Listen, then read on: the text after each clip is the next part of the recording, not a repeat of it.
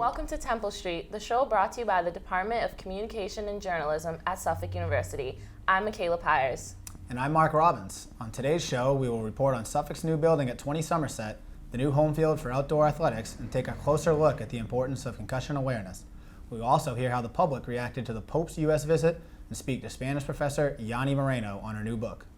Later, we'll take a look at how serious depression is among veterans and explore the world of swing dancing.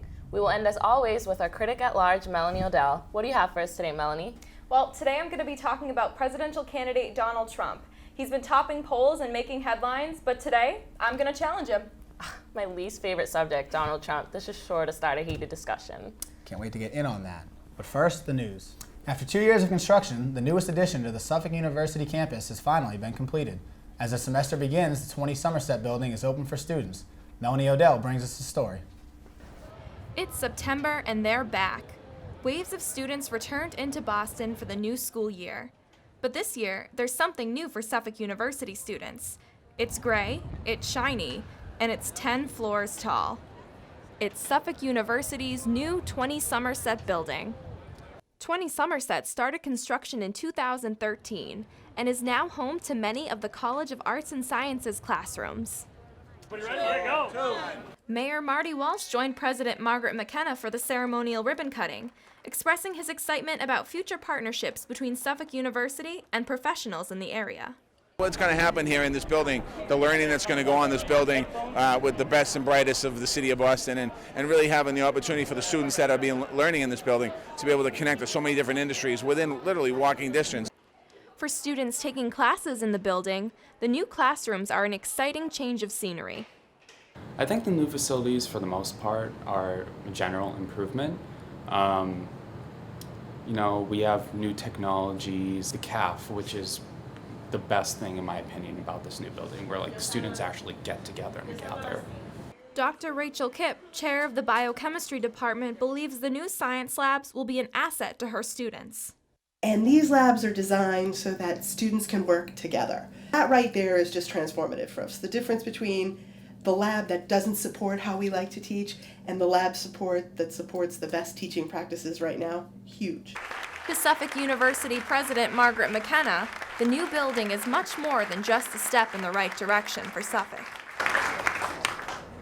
So this is not just a new building, this is a new life for us.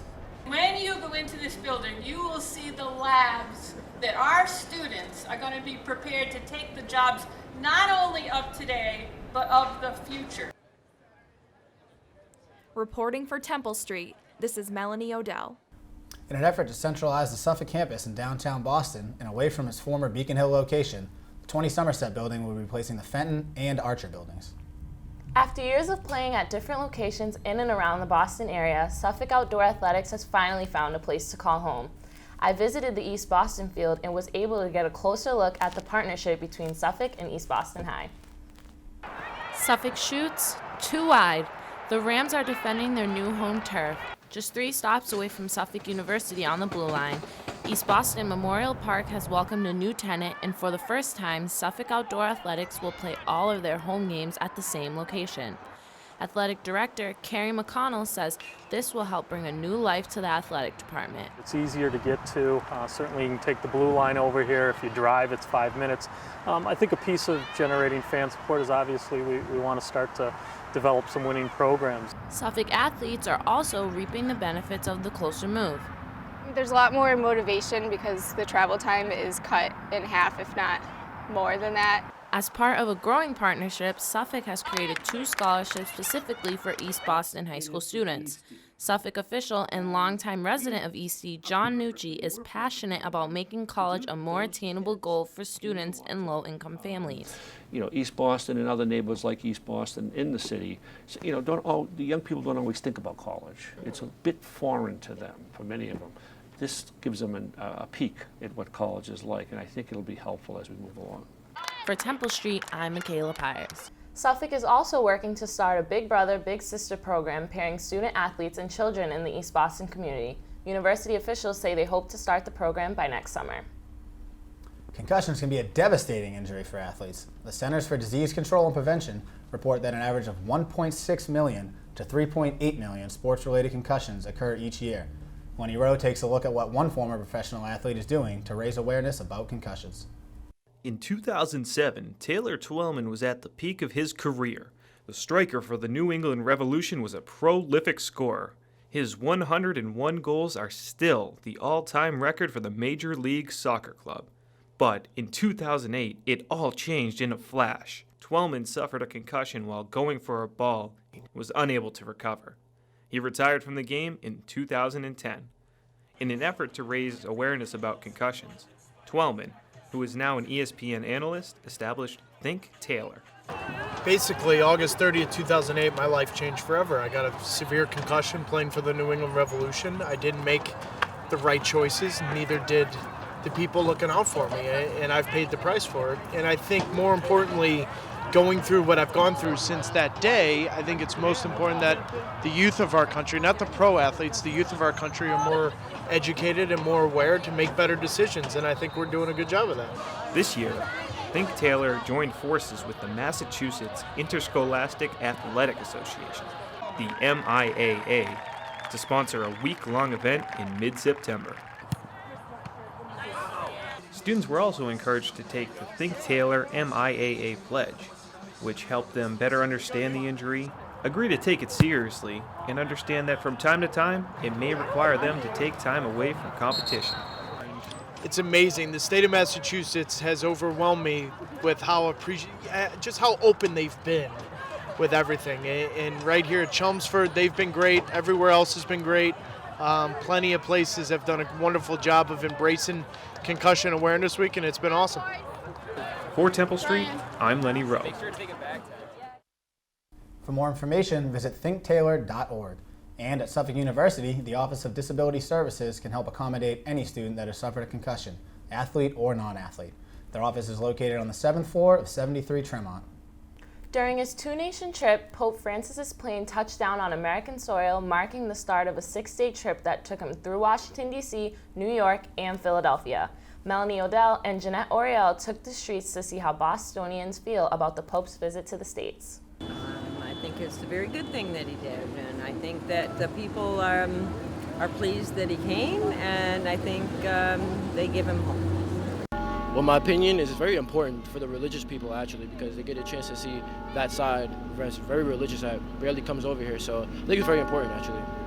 Oh, I think it was such a fabulous trip, and he did so much good. Maybe he made all the stupid Republicans in Congress and stuff realize that there are real people out there and they need help. A lot of people are loving him and stuff because everyone thinks he's such a nice guy and they're all excited about him coming, and a lot of people seem to forget that he's a religious figure. It gives me a warm-hearted feeling to know that we are still Christians. We still believe in faith. Our country was founded on faith and God, and I think he came at the right time. I thought they spent too much money on his visit. No, honestly, I thought it was amazing, but I feel how much, $25,000 I think it was to travel. I thought that was kind of steep. Yeah. Wonderful man. I wish he came to Boston. So, come to Boston. We love you, Pope Francis. Come to Boston. I really agree with that woman. I wish he came to Boston. You know, he's an influential figure in the world, so it would have been great to see him outside of Rome. Yeah, a city with as much history as ours, you would think we could get a Pope visit, but can't even pull off an Olympic visit, so. Suffolk University Spanish professor and author Yanni Moreno recently published a groundbreaking book, Theater of the Borderland, Conflict, Violence, and Healing. The book discusses playwrights tackling issues related to the U.S.-Mexico border. Temple Street reporter Jeanette Oriel sat down with Professor Moreno to learn how young Mexican playwrights are becoming the new voice of the borderland. Thanks, guys. Hola, Profesora Moreno, and thank you for joining us today on Temple Street. First off, I want to congratulate you on your publication of your book, Theater of the Borderland, Conflict, Violence, and Healing. So tell us, what is Theater of the Borderland? It's a book where I talk about the new theater currents that dramatists from northern Mexico are writing about. They're talking about the border, and I'm analyzing about 30 plays by these playwrights of northern Mexico. So I am talking about the new current, the new aesthetic that they're using to write this place, but at the same time, I've been able to weave in and talk about the history, the social-political turmoil that the area is going through as well, and the history. So how did you first become interested in the issues in the U.S.-Mexico border? Was there a particular event or a trip that you took that made you want to write this book? Yes, I was in Mexico in the 1990s, and I was in Mexico City, and I met this famous playwright, and we were invited to his house. He was the best player at the time, Emilio Carballido, and then at his house I met another playwright, Hugo Salcedo, who is now currently one of the most famous, most prestigious. He's been awarded all kinds of dramaturgy awards. So I met Hugo Salcedo at his house, and then he told me about these plays he'd been writing, and he started to tell me about the border. And he sent me a copy of his play that had been just awarded Best Spanish Play of the Year. And I just began to read it, and I just was, I don't know, I was fixed in this. I felt like I'd been transported to this area, and I was on the U.S. and Mexico border. You mentioned Hugo Salcedo, and I know that you partnered with him here on campus to translate one of his dramatic readings. It's called We Women, and We Women touches upon the topics of violence, discrimination, and oppression against women. How do you think that these playwrights portray these tough issues in plays? What they try to do is they try to show the very crude reality. They're really not going to mince words. They're just going to show you what is happening. What they do is they try to show scenes that sometimes might be shocking, and then other scenes that might show a little bit of redemption. So like they present the problems, but at the same time, somehow in the readings, they're trying to bring in the readers to try to come up with hopefully possible conclusions, possible solutions to the problems. You said in the book that these playwrights can be seen as forming a new and original voice and a new aesthetic of representation. Can you explain what you mean by that? Yes, because they are, as I said, I said new dramatic voice because the messages that they're sending, you can hear them over and over again as you read their plays. So they're very similar voices talking about the border, some of the problems that are taking place at the border, some of the causes of these problems and solutions. So that's, when I'm talking about them in unison, explaining, talking, making us want to react and make changes. I know that in Mexico and Latin American countries, there has been a up-and-coming epidemic that has actually been going on for a long time, but it's getting a lot of attention right now, of missing and murdered women. Yes. And it's not only happening in Mexico and Latin American countries, it's also happening in other nations. Yes. And they've related these murders and these missing women to femicide. Could you talk a little bit about femicide and what that is? Femicide is a term that was created or coined in the late 70s, but which talks about extreme violence, almost hatred towards women. And then this hatred is by men towards women, and then you see it then in the way that women are treated, and in the way sometimes women are killed because of the single fact of just being women. Our perception of Mexico is usually related to immigration and drug trafficking. How do you think people can move on from that, from the comments that are being shown in mainstream media right now? I think we have to remember that we have to go back in history a little bit and then know that in the 1940s, people were invited to come to the United States because of the Bracero program as guest workers. So that's one of the main reasons why they arrived. And that these people are coming in here because they're human beings and they need to make a better living. And that Mexico and other countries in Central America and other parts of the world are not providing enough. So we have to remember that these are just human beings trying to make a living, and that most of them are good people, the majority are good people. We also have to remember that in Mexico, there's some people that are trying to find solutions, if Mexico provided, I think, a better living for their inhabitants, then they wouldn't have to leave. But we have to remember that this has been happening for a long time. And also that the United States is providing jobs for a lot of these people here. And these are jobs that most people don't want and that need to be filled. Do you see theater as a platform for healing and hope? I do. And I think that the playwrights are hoping that this will be this platform where people will start talking, and then we'll try to find solutions, because they know that right now, Mexico as it is, and then remember, for me, these writers are at the forefront because they're seeing things that maybe other people haven't been able to see yet. Do you think that they act as a form of activism? They do, and I think that, well, some of them try not to be political, but I think most of them do, and then I think this is a way of doing that. Like, if you read a lot of the plays, like the play by Hugo Salcedo that won the Tirso de Molina that we started our conversation, he says at the end,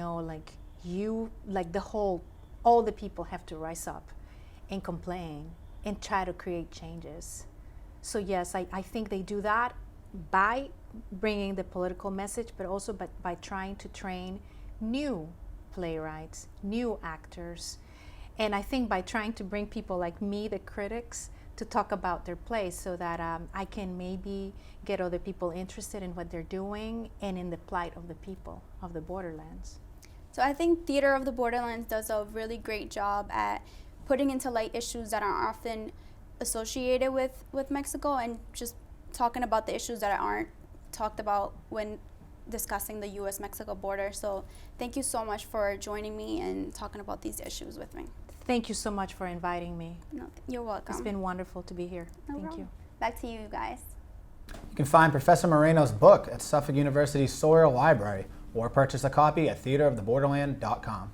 Don't go anywhere. After the break, we take a look at one issue facing veterans upon their return from service, how hundreds of people around Boston are breaking out their dancing shoes, and hear what our critic at large has to say about Trump's popularity. We'll be back in a moment.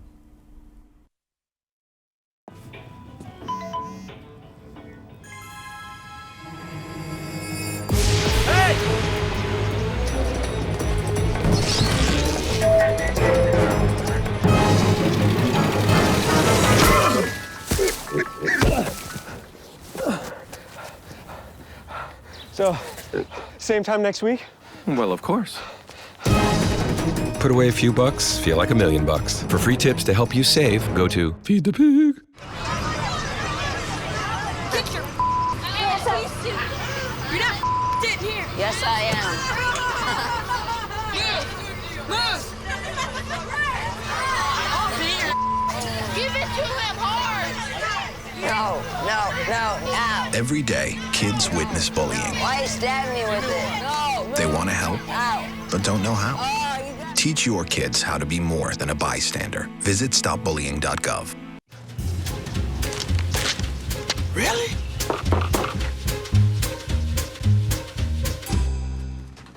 Buzz, what's up, man? You left some leaves burning out here. Yeah, I just came in just for a second. Come on, man. If it's too hot to touch, it's too hot to leave. You could torch the whole neighborhood. It's a good point there, Smokey. 9 out of 10 wildfires are caused by humans. Only you can prevent wildfires.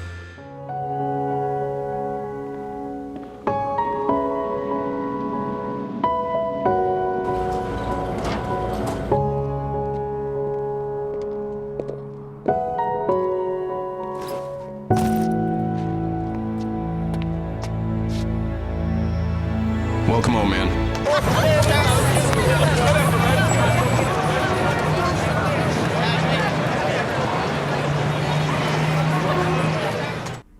According to the CDC, suicide is the 10th leading cause of death among Americans. However, for veterans, suicide has become the #1 cause of death, even surpassing combat casualties. I caught up with a group of local vets to see how they plan to bring the topic of veteran suicide out from the shadows and into the front line. On September 26th, South Boston's Moakley Park was the front line for a group of veterans ready to fight. This time, not against a physical enemy, but rather a psychological one. Veteran suicide is an issue that is near and dear to the 50-plus veterans who showed up to support the Silkies 22 for 22 hike. It symbolizes 22 kilometers with 22 pounds, or 22 kilograms for the 22 veterans a day that commit suicide. Veterans from all around New England gathered, dressed in their short shorts along with rucksacks, boots, camouflage, and a sense of patriotic pride. Flags representing America, the Marine Corps, and Massachusetts were flown proudly as the group marched through Boston, hoping to shed light on the battle they face upon their return from duty. Combating the issue head-on with a fighting attitude, the enthusiastic bunch want their message to be heard loud and clear. What we're doing here today is bringing veterans from every branch, every job, whether they deployed or didn't deploy. It's just to raise awareness for an overgrowing population of veterans who commit suicide. The Silkies hike, named after the skin-bearing shorts that Marine units don for training, takes place nationwide in cities ranging from Atlanta to San Diego. After 22 kilometers, the group came full circle back to South Boston and celebrated the spirit of those both loved and lost. While the hugs and beers flowed freely, the cause was not forgotten that no matter what, these special few know they can count on their brothers in arms to be marching together. For Temple Street, I'm Mark Robbins. As a veteran myself, it was great to see so many of our nation's bravest men and women come together to show we can all lean on each other from time to time. For more information on the Silkies hike, including dates and ways to donate, visit irreverentwarriors.com. The Rose Kennedy Greenway in Boston attracted nearly 600 people for a night of East Coast swing from the Roaring 20s and 30s. Let's Dance Boston took place from September 16th through the 20th, featuring live music, free lessons, and a night of opening dance. Temple Street reporter Jeanette Oriel joins the party and brings us the story. Music, dancing, and swinging on the dance floor. Celebrity Series of Boston partnered with the Rose Kennedy Greenway Conservancy to get people outdoors and active. Over 5,000 people came from all over New England for one of the largest free outdoor music parties in the city's history. Let's Dance Bailemos Boston featured 5 nights of upbeat music like Latin, disco, salsa, and swing dance. People of all ages enjoyed 45-minute dance lessons from professional instructors, followed by 90 minutes of live music. Katie Pacelli, along with her husband Paulo, led the group swing dance lessons. Oh, it was awesome. I mean, the dancers were so eager. They're already on the floor before we even asked them to come out, and they're just so willing to try and jump in, and that's what's so inspiring, I think, with this dance, especially swing. It's just so fun and free and playful, and I saw that a lot in the dancers today on the floor. Dancers of all skill levels were hopping and swinging to the tunes of Vince Giordano and the Nighthawks. Ozzie Henry says he has been swing dancing since he was 15 years old, and today he dances 3 times a week to stay active. My wife and I danced together for 68 years. So anyway, this dancing is just my thing. And it also seems to be a thing for many other couples in the Boston swing dance community. We met swing dancing. All of our friends met swing dancing. We have so many happy marriages from swing dance. But you don't have to get married to learn new dance moves. Families and crowds, young and old, had a blast as they got a taste of music from the past. President and Executive Director Gary Dunning says he hopes to make Let's Dance Boston a tradition and bring out even more people next year. The arts are critical to our city's vibrancy, its cultural success, its creative economy, all of that. They're not just for some people, they're not just for those who know, they're really for everybody, and that's what this big outdoor free festival is all about, which is come dance. Everyone can dance. For Temple Street, I'm Jeanette Orihel in Boston. Celebrity Series Boston values performing arts as a tool to build a strong community in Greater Boston. They host events throughout the year encouraging people of all ages to participate in the arts. To learn more, log on to their website at celebrityseries.org. Well, he's certainly been quite the topic of conversation around the country, but Republican presidential candidate Donald Trump will have a hard time winning over the predominantly Democratic population of Massachusetts. Our Temple Street critic Melanie Odell has an earful for the man who can't seem to keep his foot out of his mouth. Melanie? Thanks, Mark. Presidential candidate Donald Trump has constantly been making headlines since announcing his campaign back in June. And despite losing some ground after the last debate, he still holds a safe lead, even beating Jeb Bush by 11 points. However, I believe the reason for his current success will almost surely guarantee his inevitable downfall. Arrogance and bullying-style rhetoric can only take you so far. By now, Trump has proudly displayed blatant racism, sexism, and portrayed an extremely xenophobic attitude anytime he gets near a microphone. During one of the first speeches of his campaign, Trump actually said that immigrants from Mexico are drug dealers, criminals, and rapists. When confronted about this, he was quick to change his tone and stated that he loved people from Mexico and respected their country. And Trump is not only targeting minorities. In a recent Rolling Stone interview, when asked about his opponent, Carly Fiorina, instead of discussing her political views, his response was, "Look at that face. Would anyone vote for that?" When confronted about that comment during the second GOP debate, Trump once again said that he was misunderstood. He was talking about her persona, not her actual face. Fortunately, Fiorina was able to get the last word in. Let's watch. You know, it's interesting to me. Mr. Trump said that he heard Mr. Bush very clearly and what Mr. Bush said. I think women all over this country heard very clearly what Mr. Trump said. When it comes to women, Donald Trump is quick to throw out whichever sexist remark comes to his mind first. When Megyn Kelly of Fox News called Trump out on his sexism by reminding him that he has referred to women as fat pigs, dogs, and disgusting animals, he responded by saying that he doesn't have time for political correctness, and later went on to call Kelly a bimbo.